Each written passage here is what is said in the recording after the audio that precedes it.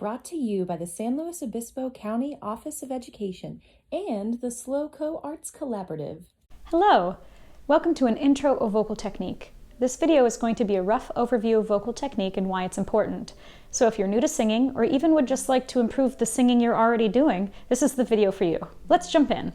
Meow. First, let's learn how the instrument works. People get into vocal trouble when they are singing with incorrect technique, which puts incredible pressure on the vocal cords and can result in vocal injury. What is technique, you might ask? Technique is the way we use our whole body to support the voice and redirect the stresses of singing to bigger, more sturdy muscles. How familiar are you with the vocal cords? What do they look like? How do they work? The voice is two little flaps of skin that let air through the middle and vibrate against each other to make sound, like this. When your voice is working properly, these vocal cords come together perfectly and create what we call closure. If there's anything wrong with the cords, like inflammation, blistering, scar tissue, or if you behave in a way that misuses the cords, like yelling, clearing your throat, singing incorrectly, we hit them together and eventually cause hurt at this impact site. Any damage to the cords prevents them from closing all the way, and then you can audibly hear the air escaping. People's problems most often stem from three overlapping umbrella terms: support, space, and placement. Or more specifically, insufficient support, lack of space, relaxation, tension, that kind of thing, and incorrect vocal placement. I will continuously return to these three things because they are the foundations of good singing, and most issues people have are either due to these things or a combination thereof. But before getting into technique, let's start with the breath, making sure you are getting a good breath in. Most people breathe shallow breaths from up here. The air fills the top part of your chest cavity and stops, but technically your lungs are actually on your back, kind of like a little jetpack, and they are ginormous. They take up this entire area. When you inhale, you want to imagine it going in and down, down, down, down, filling up this space on your back, because it is. Your stomach should move as a reaction. Mine expands a little bit. I'm not focusing on it, trying to make it move. It'll move on its own. Nor am I imagining that it's expanding, because the air is not literally going into my stomach. Imagine it where it's going. Can you feel it filling in and down? As much as possible, we want to breathe in through our nose and out through our mouth when we're singing. You can try doing the same thing with a straw, which gives you a nice focused inhalation of air through our mouth, similar to our nose. Sometimes we can't always inhale through our nose, and so it helps to practice with the straw to get the same feeling. When I inhale through the straw, it feels as if my breath goes up the front of my face and is slightly cold. You want to imagine the breath comes up the front of the face, around and down into the bottom of your lungs. This focus will ensure that you get the deepest breath possible. Let's do a targeted warm-up for breathing. Fill your lungs up with air, and then a controlled release on an S like a snake. I want you to see how long you can keep that S going without changing intensity or stopping. Let's do a targeted warm-up for breathing. Fill your lungs up with air, and then release it on a controlled S like a snake. I want you to see how long you can keep that S going without changing intensity or stopping. We're looking for consistency. Breathe in deep and do it again.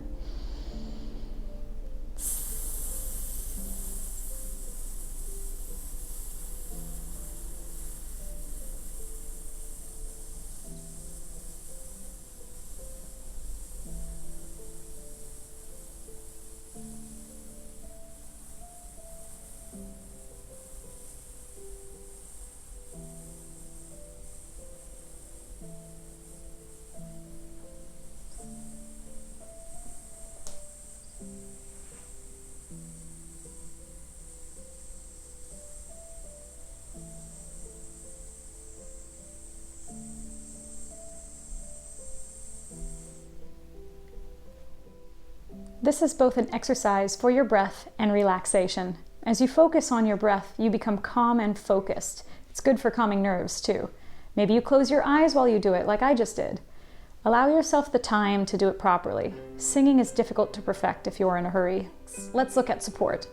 We've already established that your vocal cords are small and delicate. They cannot stand up very long to the stresses of normal singing. When one naturally sings, we put incredible pressure on these little cords. It's very natural to sing from the throat, as we say. You might not have heard this term, but you'll know it when you hear it. You know, when someone is singing like, kind of from here. Instead of using our throat to sing, we will use the rest of our body, most importantly from here down, using our core and our legs and our back. These core muscles are your best friends. Some music teachers tell you to sing from the diaphragm, and yes, that is true to some degree, but your diaphragm is way up here. And we don't want to stop ourselves at just our diaphragm, that it cuts off the whole bottom part of our body. We want to get support from our whole body in some fashion, all the way down. Everything is engaged in a very Tai Chi kind of way. We want to pull the energy out of the earth and feel the bottom half of our body become very heavy. We want to feel our feet and our toes on the earth. We want to pull energy up through our feet and legs and feel very rooted, very centered. From there, we feel the strength in our legs, in our thighs, supporting us, keeping us upright, and that's the point where we tap into our core. Our core is the powerhouse of our support. You use your stomach, back, sides, and legs and pelvic floor muscles to generate the power that you need. Here is where we get volume and strength. When we want to sing louder, we add more juice from here. We don't push with our throats. This is the really physical part of singing. These muscles often don't get used for much else, so it takes some coaxing to get them to wake up and be useful. And they will probably be a little underdeveloped when you first start out because they aren't used to being used in this way. But they'll learn, and they will build stamina. Singing healthily is exercise. So, how do we use these muscles? I will give you some exercises right now to begin to engage the support, as we say. I want you to imagine that you're wearing one of those like floaty pool donuts and it's just a little bit too big for you. So you're going to need to expand all the way around to fill that extra space. We're going to start with aspirated sounds. No notes yet. Sh, p, k. Sh, p, k. See how I'm doing these? Watch my muscles closely. We want lots of air to come out and a kind of a high pitch to the direction of the air. We don't want sh, p, k. We want sh, p, k. As we aspirate, we want to flex our core muscles almost as if we're trying to do abdominal crunches. I think out and down, honestly.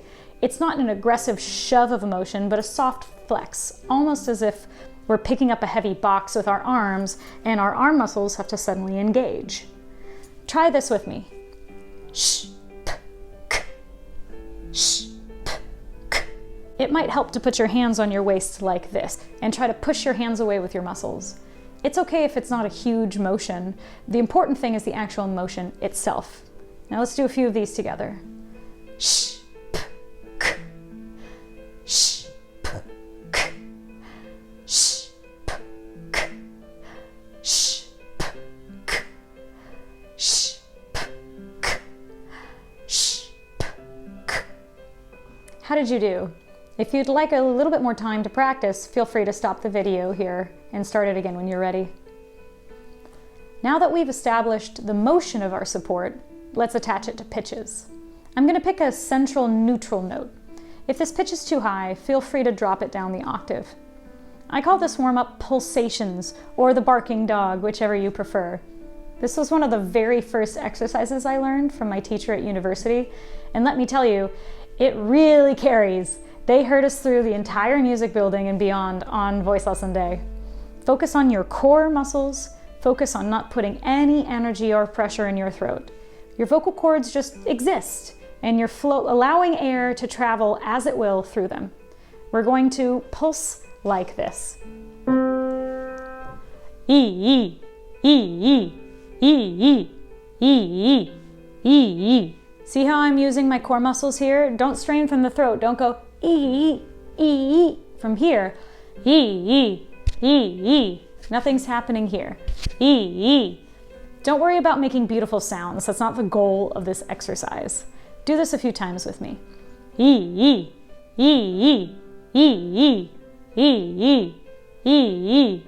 When you feel comfortable, you can switch pitches and try the same thing. E.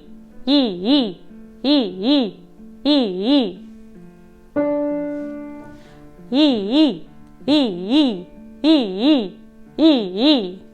Just like that. If you're feeling brave, you can add an extra pitch and an extra vowel, an E to an ah, back to an E like this. E. Ya, ah, E. Try not to make a harsh glottal stop like E on the vowels. If you're finding difficulty with that, add a little Y sound between the E and the ah sound, kind of like you just heard me do. E. Ya, ah, E. Just like that. Now, we're not always going to support every note just like this. What we're doing is over-exaggerating the motion to make sure we wake up these muscles and know where they are and what they can do. The rare occasions that we will support exactly like this is if we have some bouncy staccato notes like E. I'm still moving these muscles like that, but most of the time, it's going to be more akin to picking something up from the ground with your arms, to return to that metaphor. When you pick up something heavy like a box, certain muscles are doing the bulk of the work, but you use your whole body too in order to not throw out your back. And while you're carrying that box, your muscles are still engaged. If you stop engaging your muscles, you drop it.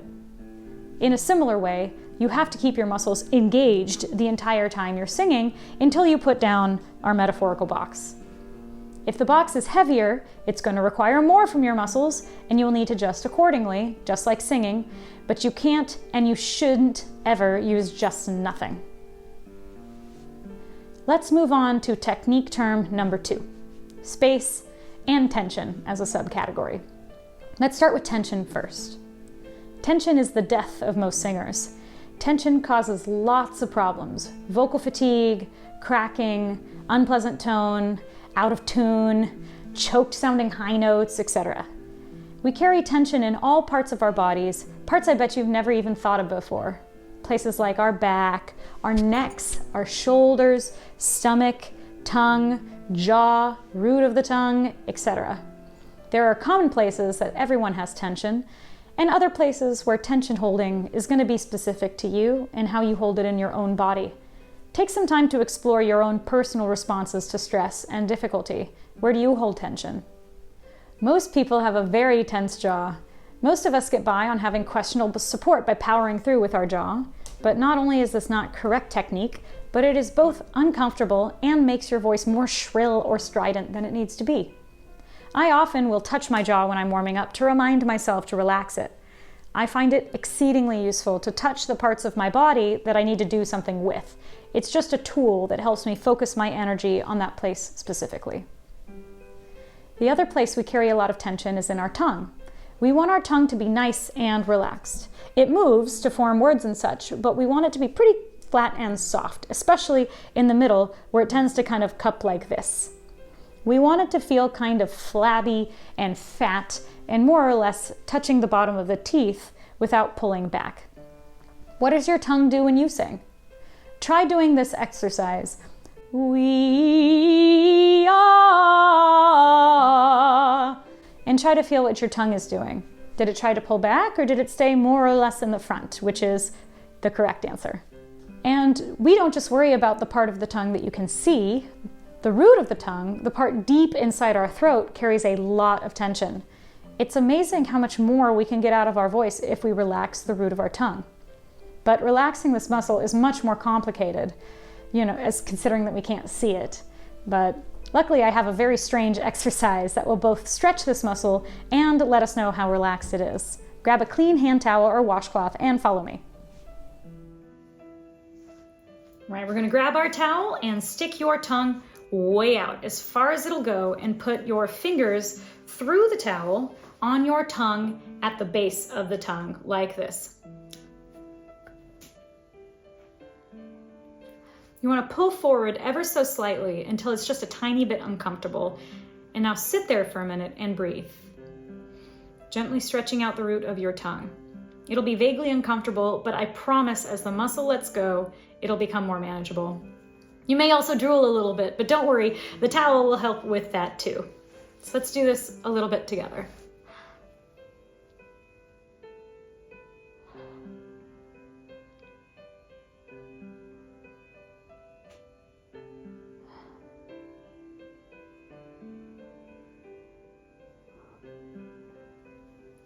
Once you feel less strain in your tongue, sigh into the top of your head like this.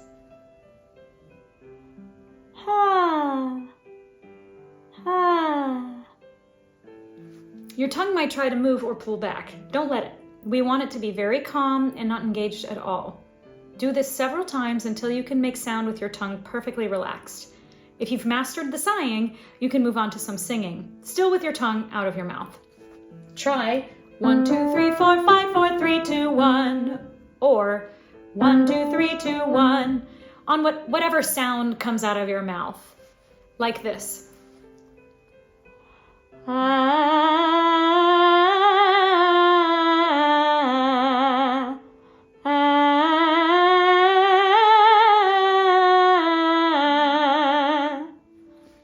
When that becomes easier, you can begin alternating tongue in towel and then normal singing, trying to recreate the calmness of the tongue in the context.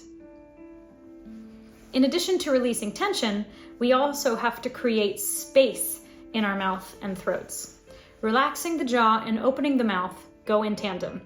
We're not focusing necessarily on just opening the mouth part by the lips, though. We want to open this part of the mouth, which is between the back row of teeth. Ideally, you should be able to stick a knuckle in that hole right in here.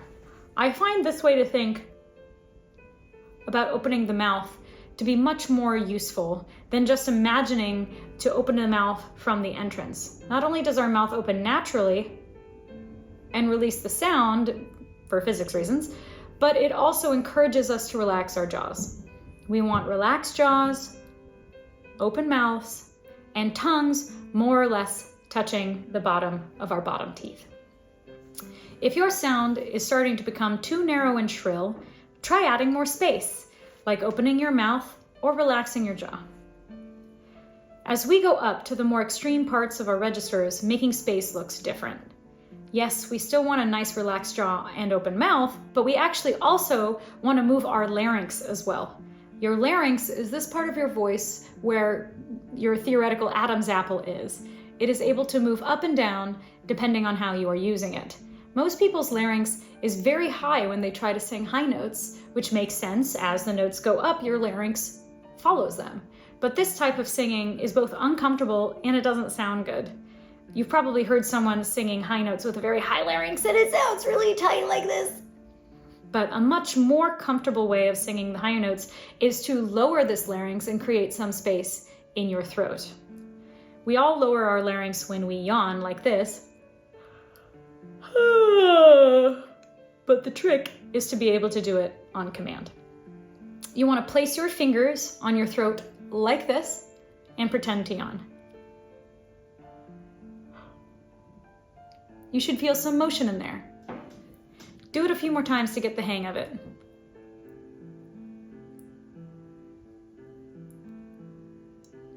Now try keeping your throat in that position and take your hands away.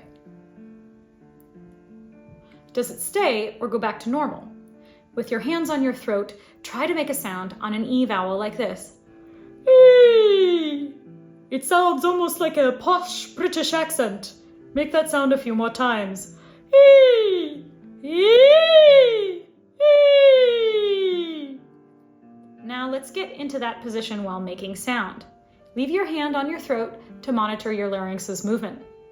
Start with a normal E sound and lower your larynx in the middle of the phrase. We'll do something like this. E.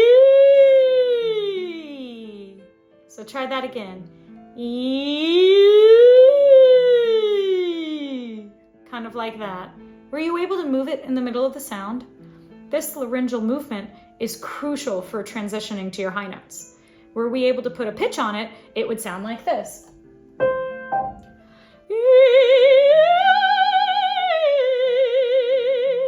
I lowered it going up just like we did in our speaking exercise. It felt to me like I was going E, just like that. It was normal. I lowered it on the way up and I went it back down to the normal place on the bottom. At what point do we start to lower the larynx, you might ask? Great question. We don't want to lower the larynx all the time, so how do we know when? There are two ways you can tell. If the voice is starting to sing high and become uncomfortable, or if you're reaching a certain area in your voice called the passaggio. Passaggio is an Italian word that means passage, and everyone has two, a lower and a higher one. The lower refers to the couple of notes in your register between your chest and middle voice, while the upper is the few notes between your middle and head voice. These few notes can be sung as either middle or chest notes, or middle head notes, and your voice gets confused and doesn't know what to do. Coincidentally, these are the places where your voice will tend to crack. It is the weakest part of the voice and the hardest part to get any power in. Everyone's voice is slightly different, but these spots are where you might have some difficulty, and you probably will. The exercise that we just went over for the larynx is a great exercise for working through these passaggi and equalizing the voice, both through the lower and upper passaggio. Don't forget to begin to lower your larynx as we move through the upper. Every note above your upper passaggio should have a lowered larynx. Once you get the hang of this exercise, you can move your slide to fill in the pitches. Every note above your upper passaggio should have a lowered larynx, like this. E. And when you attach pitches to it, E. E. E. Make sure the sound is moving up the front of your space as you slide through, and that will help you navigate those really, really tricky areas. Once you get the hang of this exercise, you can move from the slide to fill in all of the pitches. Instead of E, you can E, and practice moving your larynx accordingly. This is how it would sound with the E vowel that we've already looked at, in a register where I would want to lower it.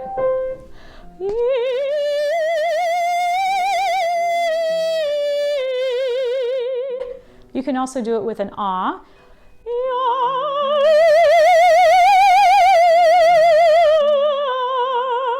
and with an o.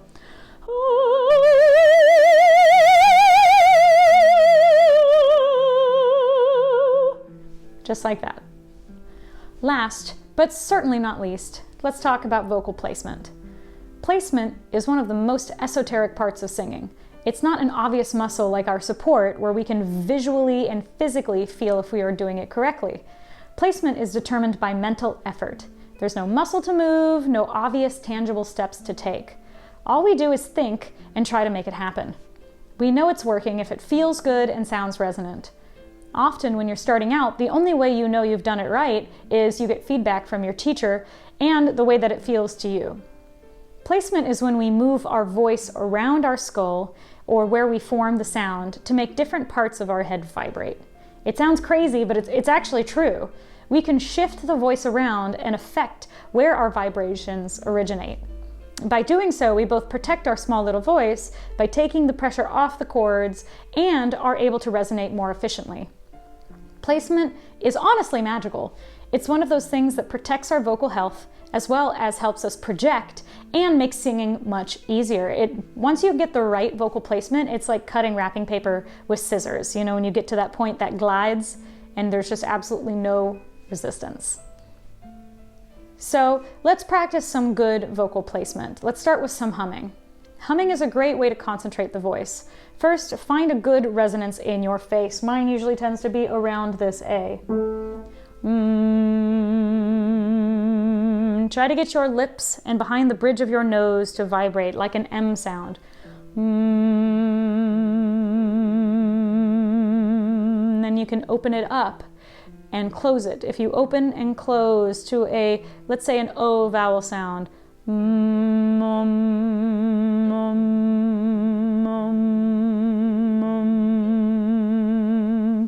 feel those beautiful resonances and vibrations in your face. This is exactly what we want to achieve. This is also a really wonderful vocal therapy tool as well if you feel vocally fatigued, or if you've maybe been using your voice a lot or something and you just need a little TLC. This is a really wonderful way to just get like a little massage for your voice. So if we find this resonant pitch for us, for me it's an A, try to find the right one for you.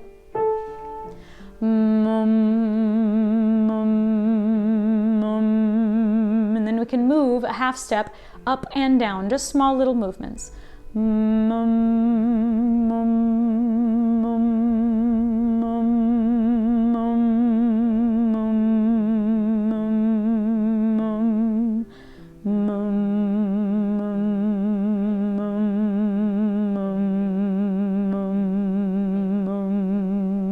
You can even experiment with other vowel sounds if you like. You could do it on an E sound. Me, me, me, or an oo, moom, moom, moom, moom, or an A sound, mom, mom, mom. Whatever works for you. I'm not a huge fan of the E, but it is a good one to have in your back pocket, or if you're just trying to work out all of the vowels, that's a good one to have. As you do this, try to maintain this nice vocal resonance and the vibrations you feel in your face as we go up and back down. This is a very gentle exercise, so don't overdo it. We're using a small amount of air, not pushing, we're not attempting to do anything except just feel the resonances and really enjoy it. It really honestly should feel like a tiny mini massage for your vocal cords. After that, now let's open it up and sing some nya-nyas using the same place as the humming. It's okay if it's ugly for now, but we want to feel what it feels like to get the voice up and out of the throat. When I say that, I mean we want to initiate the sound at a place higher in our head. This high placement makes the sound resonate. The high frequencies carry much easier on their own without any pushing or extra effort from us at all. We always want to resonate and not push the voice. Don't put the voice forward. Let the audience come to you, like this. Nya, nya, nya, nya, nya. Nya, nya, nya, nya, nya. Nya, nya, nya, nya, nya. Nya, nya, nya, nya, nya. You can also change the vowel. If you want, as you start to go up a little bit higher, you can change it to an ah sound and go nya, nya, nya, nya, nya. I feel a lot of those vibrations right here between my eyes at the bridge of my nose. This placement is called the mask. You use it for bluegrass, musical theater, country, that kind of thing. It brings a lot of resonance to your sound, and if you pair it with a nice open throat, you can project really nice and far without working too hard. If you're not used to singing in different places on your face, this may sound very ugly to your ears, but I promise you it's not going to be too resonant. And in the off chance that it actually is too resonant, we can always pull back in the future. But I don't want you to shy away when you're practicing because you think you sound bad. If it feels good and comfortable to you, then no shyness in your practice. For classical music and other styles, you want a vocal placement that's a little bit more back in your head. If you can imagine it, we aim for the voice to initiate about 2 inches in from your nose and 3 inches down from the top of your head. When I sing, I pretend my voice is coming up a tube, almost like a PVC pipe that runs all the way up through the top of my head, up and out, and the sound arches up and over. These are the type of visualizations that we need to achieve the correct vocal placement. And everyone is different. You have to try a bunch of different visualizations to see which one works best for you. Some of my favorites are imagining there's a little teeny trap door on the top of your head and the sound comes out of it, making the sound come up and out of the trap door. Or another one is you can imagine you're a puppet and you have a string pulling you out of the top of your head. You feel the pull on the crown and you sing up and out from that point. Or you can also picture a water hose. You know, one of those hoses and the water comes out and you hold it upright. What would the water do?